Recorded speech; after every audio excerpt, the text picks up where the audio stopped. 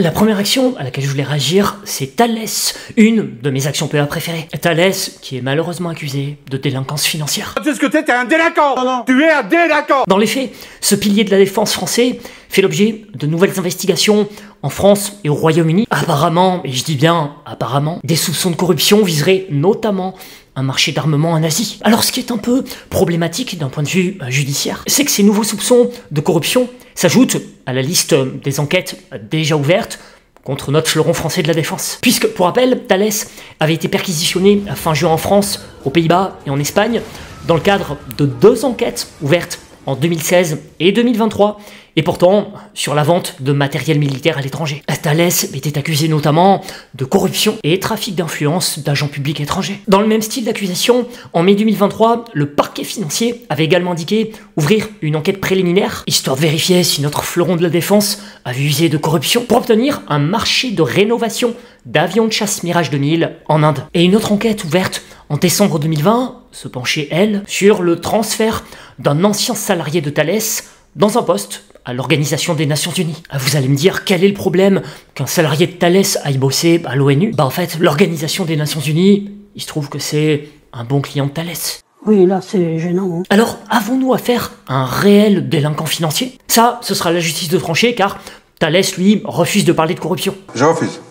Le temps que la justice tranche, je vais quand même vous donner mon prisme de lecture. Le secteur de la défense est un univers complexe où l'on doit jongler entre sphère publique et privée pour mener à bien des projets. Les contrats y sont gigantesques, stratégiques et d'une importance nationale, voire internationale. Dans ce contexte, il est à mes yeux totalement normal que les frontières deviennent parfois un peu étroites dans ce type de business, sans pour autant signifier une intention délictueuse. Autrement dit, je suis absolument pas alarmé par ces nouvelles accusations qui pèsent sur Thales.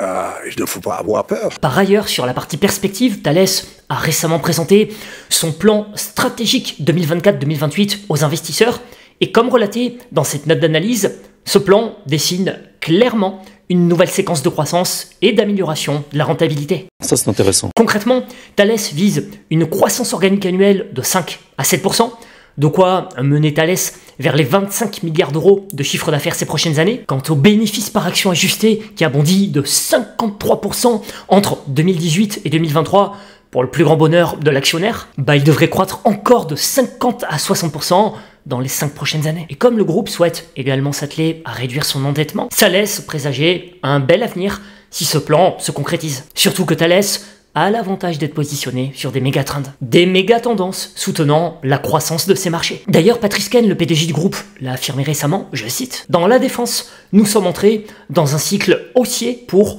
au moins 10 ans dans la plupart des pays. Je n'ai jamais connu une période où nous ayons eu autant de visibilité pour investir, faire de la recherche. Nous avons un carnet de commandes presque 4 années d'activité et donc une hausse quasi certaine du chiffre d'affaires à venir. Même constat dans l'aéronautique avec au moins, pour les 10 prochaines années, un cycle haussier hors événement exceptionnel. Et autre méga tendance qui devrait porter Thales, c'est la numérisation de nos sociétés. Et qui dit digitalisation dit vulnérabilité des systèmes. Et ça tombe bien, Thales, en plus d'être positionné dans la défense, figure parmi les leaders mondiaux de la cybersécurité. Vous l'aurez compris, je suis assez optimiste sur le futur de Thales.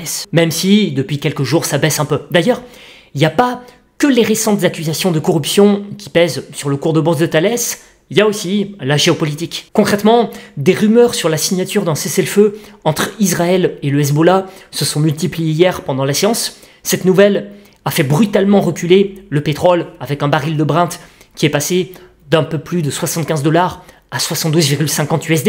Et quand les cours pétroliers perdent 3,5% sur la séance, c'est effectivement qu'un événement important se produit. Du coup, les actions fortement corrélées ont trinqué, à l'image du moins 2% de Total Energy hier, et l'autre réaction des investisseurs face à cette rumeur de cessez-le-feu a consisté à vendre les acteurs de la défense comme Thales. Vous voyez, je fais un aparté, mais c'est un exemple concret du pourquoi la bourse fait de nous de meilleurs capitalistes, et par ricochet de meilleurs hommes et femmes d'affaires que n'importe qui d'autre dans ce monde. Le winner dans tous les domaines. Je m'explique, lorsqu'on souhaite investir en bourse et construire un patrimoine financier, non seulement on est obligé de s'intéresser au business des entreprises cotées qu'on achète, donc on aiguise encore toujours plus notre sens des affaires, mais en plus, pour construire notre patrimoine financier, On doit appréhender la géopolitique et la macroéconomie, car elles ont un impact direct sur nos actions. Ce qui veut dire que si on persévère sur les marchés financiers, à force on va devenir beaucoup plus éveillé dans notre vie de capitaliste que n'importe quelle autre personne ambitieuse. Et forcément, si on est plus éveillé dans ce monde complexe, on maximise nos chances de prospérité. En devenant riche.